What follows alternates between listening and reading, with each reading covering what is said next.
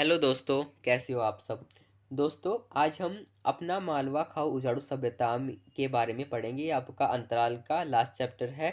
इससे पहले जो जो दो चैप्टर थे वो मैंने करा रखे हैं, एक सूरदास की झोपड़ी और बिस्कोहर की माटी। उनकी वीडियो अगर आपने नहीं देखी है तो डिस्क्रिप्शन में लिंक है, देख लीजिए उनको भी। और इसके जो लेखक वो प्रभास जोशी है, आपको ध्यान रखना है। कभी कभी इससे एक क्वेश्चन आ जाता है। एक जो इम्पोर्टेंट क्वेश्चन आता है वो आपको मैं बता दूंगा। इसमें पहले आपकी इसकी थोड़ी सी छोटी मोटी आपको इसकी कहानी पता होनी चाहिए, बस क्या है ये। तो ज़्यादा कुछ नहीं, इसमें अपना मालवा के बारे में बताया गया है। मालवा क्या है कि एक जो मध्य प्रदेश है उसका पश्चिमी पठार है। पहले था, अब नहीं है। अब अब मतलब जो मैदान थे वो नहीं है वहाँ पर। अब उसका नाम बदल के और कुछ कर दिया गया है। पहले था ये अपना मालवा। तो उसी के बारे में लेखक बताते हैं कि कैसे वहाँ की स्थिति बदली है, कैसे पुरातन भारत से आज आधुनिक भारत हो गया है, क्या क्या परिवर्तन आए हैं। तो उसी के बारे में लेखक इसमें बताते हैं। लेखक का हम परिचय देख लेते हैं सबसे पहले। प्रभास जोशी का जन्म 1937 ई में इंदौर मध्य प्रदेश में हुआ था। तो देखिए, उन्होंने एक पत्रकार के रूप में अपना कार्य शुरू किया था। वह इंडियन एक्सप्रेस, प्रजापति और सर्वोदय संदेश में संपादक कार्य करते रहे। 1983 में उन्होंने जनसत्ता का संपादन भार संभाला था। उनका निधन 2009 में हो गया था। तो लेखक के बारे में बस आपको ज़्यादा जानकारी नहीं रखनी है। आप इस चैप्टर के लेखक का वैसे नाम याद रखना है, पूछ लिया जाता है एक मार्क्स में भी। और पाठ की स्मरणीय बिंदु आपको देखने, इस स्मरणीय बिंदु से आपको चैप्टर कवर हो जाएगा। फिर उसके बाद में हम इसके जो एमसीक्यूज हैं सारे एमसीक्यूज देख लेंगे, क्या एमसीक्यूज पूछे गए हैं इसमें, वो भी आपको याद कर लेने हैं। और पाठ्य पुस्तक के पर्सन, फिर कुछ एग्जाम के स्तर से जो पर्सन है वो सारे मैं आपको दे रखा हूँ इसमें। और वो भी क्वेश्चन जो आपकी प्री बोर्ड में पूछे गए हैं, मिड टर्म में पूछे गए हैं, सारे क्वेश्चन इसमें है। सबसे पहले हम पाठ की स्मरणीय बिंदु देखते हैं। तो लेखक ने इस पाठ में मालवा क्षेत्र के जनजीवन को मुखरित किया है। जो मालवा क्षेत्र है वहाँ के जनजीवन को मुखरित किया है, मतलब वहाँ का वर्णन किया है कि कैसे वहाँ का जनजीवन है, कैसे लोग रहते हैं, क्या क्या उनकी मतलब उस क्षेत्र की विशेषताएं हैं, कितनी नदियाँ हैं, कितने पठार हैं। ये सब चीज़ें लेखक ने इस चैप्टर में बताई है। एक एक चीज़ें हम पढ़ेंगे इसमें। इस पाठ के केंद्र में जल और पर्यावरण संबंधी समस्याओं को केंद्र में रखा है। देखिए, पूरे चैप्टर में क्या बताया गया है कि अब जो नदियाँ प्रदूषित हो रही है उसका कारण क्या है। उसका कारण, उनके कारणों के बारे में बताया गया कि अब धार्मिक आस्थाएं इतनी बढ़ गई है, नदियों में सब कुछ बहाया जाता है, कूड़ा करकट और जितने भी लाशें वगैरह सब कुछ नदियों में बहाई जाती है, जिससे नदियाँ प्रदूषित हो रही हैं। पहले नदियाँ स्वच्छ बहती थी, अब प्रदूषित होकर बहती है। तो ये सब बता रखा है इस चैप्टर में। इस पाठ में लेखक ने मालवा प्रदेश की मिट्टी, वर्षा, नदियों की स्थिति, उद्गम एवं विस्तार तथा वहाँ के जनजीवन एवं संस्कृति का चित्रण किया है। तो इस पाठ में मिट्टी के बारे में बताया गया है, वहाँ की वर्षा, वहाँ की जो नदियों की स्थिति है, इन सभी के बारे में इसमें बताया रखा है लेखक ने। लेखक के अनुसार कभी मालवा अपनी सुख समृद्धि एवं संपन्नता के लिए प्रसिद्ध था। अब वही खाऊ उजाड़ू सभ्यता के चक्कर में फंसकर रह गया है। खाऊ उजाड़ू मतलब अब वो उजड़ गया है, पहले जैसा अब मालवा नहीं रहा है। मालवा की धरती पहले डगडग रोटी, पग पग नीर वाली थी, पर अब वह मालवा सूखा हो गया। देखिए, डगडग रोटी पग पग नीर का मतलब क्या है कि वहाँ पर बहुत ज़्यादा अन्न पैदा होता था। डगडग रोटी मिलती थी, वहाँ पे अन्न पैदा होता था। अब ऐसा कुछ नहीं होता है। वहाँ पे नीर था, यानी कि जल, जल की बहुत उपलब्धता थी वहाँ पे, लेकिन अब जल की उपलब्धता वहाँ पर धीरे धीरे खत्म सी होती रही है, हो रही है धीरे धीरे खत्म। नवरात्रि की पहली सुबह वह मालवा के नागदा स्टेशन पर उतरता है। वह कौन? लेखक।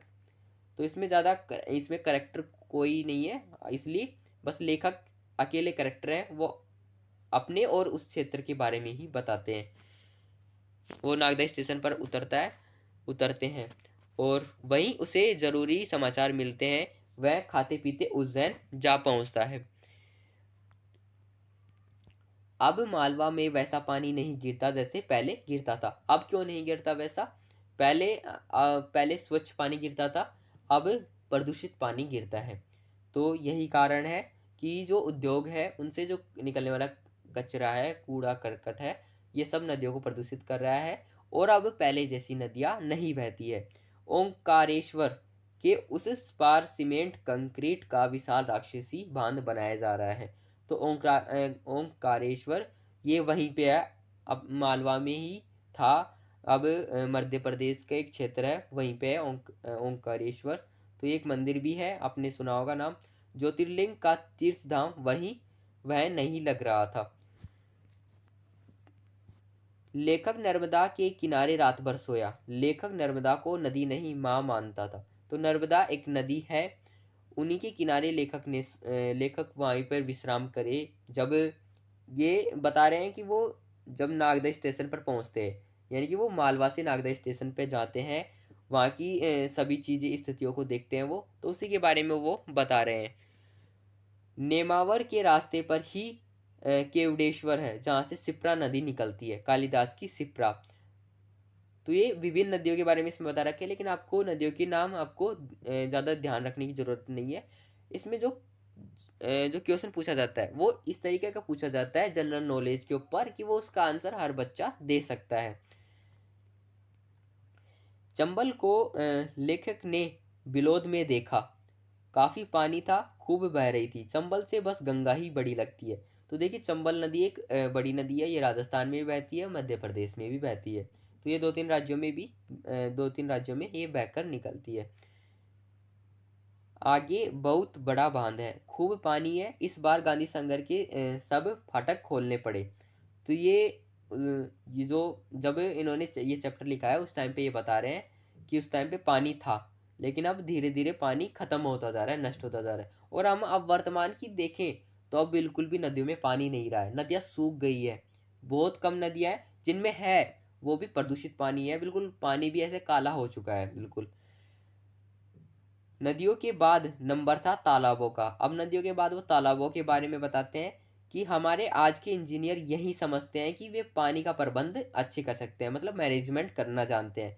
पहले के ज़माने के लोग कुछ नहीं जानते थे। तो लेखक क्या कहते हैं कि जो आज के लोग हैं, आज के इंजीनियर हैं, वो यही समझते हैं कि केवल पानी का प्रबंध वही कर सकते हैं, यानी कि पानी को केवल वही स्टोर करके रख सकते हैं। पहले के लोग तो कुछ नहीं जानते थे इस चीज़ के बारे में। तो लेखक ये कहते हैं कि पहले के जो राजा थे, विक्रमादित्य, भोज और मुंज रेनेसा जैसे राजा थे, ये भी पानी के प्रबंध करना जानते थे। तो इन तीनों राजाओं के नाम को आपको याद रखना है, ये चीज़ आपको इसमें याद रखनी है। देखिए ये चीज़ आप अगर क्वेश्चन लिखेंगे उसमें फैक्ट्स डालेंगे, ये छोटे छोटे फैक्ट्स, तो उससे आपके मार्क्स बढ़ने के चांस होंगे ज़्यादा। मालवा के सब राजा जानते थे कि इस पठार के पानी को रोक के रखना होगा। उन्होंने तालाब बनवाए, बड़ी बड़ी बावरियां बनवाई ताकि बरसात का पानी रोका रहे। तो इन राजाओं ने क्या किया कि बारिश के पानी को रोकने के लिए, स्टोर करने के लिए तालाब बनवाए, बावरियां बनवाई। तो ये चीज़ आपको आंसर में लिखनी है जब भी क्वेश्चन आए उसका। उन्होंने तालाब बनवाई, ये मैंने बता दिया। हाथीपाला नाम इसलिए है क्योंकि कभी वहाँ की नदी को पार करने के लिए हाथी पर बैठना पड़ता था। तो आपको ध्यान रखना है, हाथीपाला नाम जहाँ पर आए तो इसका मतलब है कि हाथी पर बैठकर नदी को पार करना।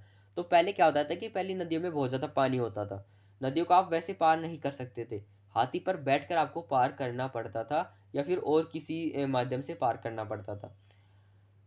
लेकिन अब आप वैसे भी पार कर सकते हैं क्योंकि नदियों में अब पानी बहुत कम हो गया है।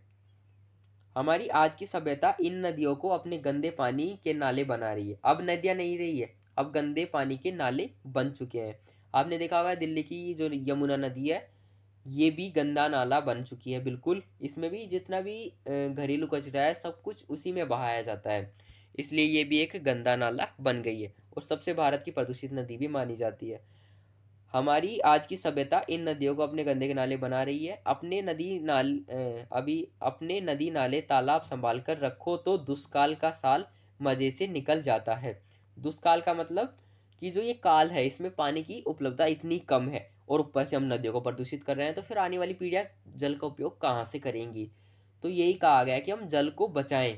तो लेखक इस पाठ से पूरी जो भारतवासी है उनको यही संदेश देना चाहते हैं कि हम जल का सही उपयोग करें, जल को बचाएं, जल को सेविंग भी करें, स्टोर भी करके रखें, और उसमें जो उद्योगों से निकलने वाला कचरा है उसमें ना बहाएं।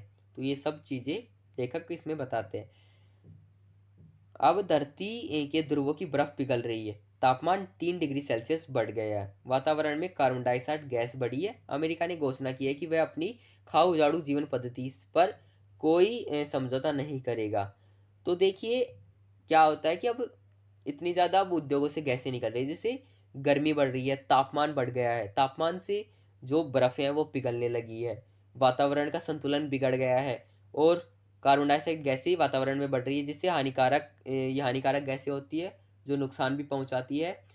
और अमेरिका जैसे जो विकसित देश हैं, इन्होंने ये कह दिया है कि अब हमने तो विकास कर लिया, लेकिन अब जो विकास कर रहे हैं वो इस चीज़ का ध्यान दे। तो ये अमेरिका भी इस चीज़ पर समझौता नहीं करना चाहता है। तो यही चीज़ इसमें आप बता रखी है, ये सब आपकी जनरल नॉलेज पर आधारित है, यानी कि ये चीज़ आपको वैसे भी आपने पढ़ी है, ज्योग्राफी में भी आपने पढ़ी है, इकोनॉमी उसमें भी, पॉलिटिकल में भी आपने ये चीज़ें पढ़ी है। अब इसके जो एमसीक्यूज़ हैं वो देख लेते हैं।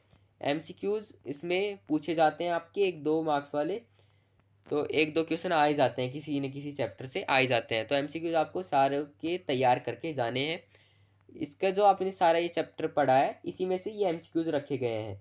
तो ये एमसीक्यूज़ आपको करने से कहाँ घट स्थापना की तैयारी हो रही थी। तो देखिए मालवा की बात हो रही है, तो आपको सीधे आँख बंद करके लिख देना है मालवा में। और जो दे रखा है राजस्थान, भोपाल में, नागदा में, तो ये तीनों गलत है, पहले ये आपका सही हो जाएगा। और ये मालवा में क्वार कैसा महीना होता है। तो क्वार जो महीना होता है वो मानसून के जाने का महीना ही होता है।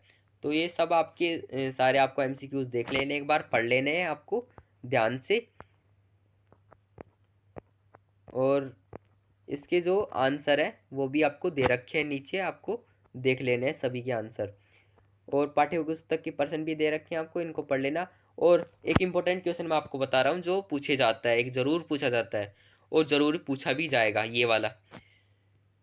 हमारी आज की सभ्यता इन नदियों को अपने गंदे पानी के नाले बना रही है, क्यों और कैसे। ये इस क्वेश्चन पूछने का तात्पर्य ये है कि पहले हमारी नदियाँ किस तरीके की थी और आज नाले क्यों बन रही है। तो इसमें आपको कारण लिखने हैं क्यों बन रही है।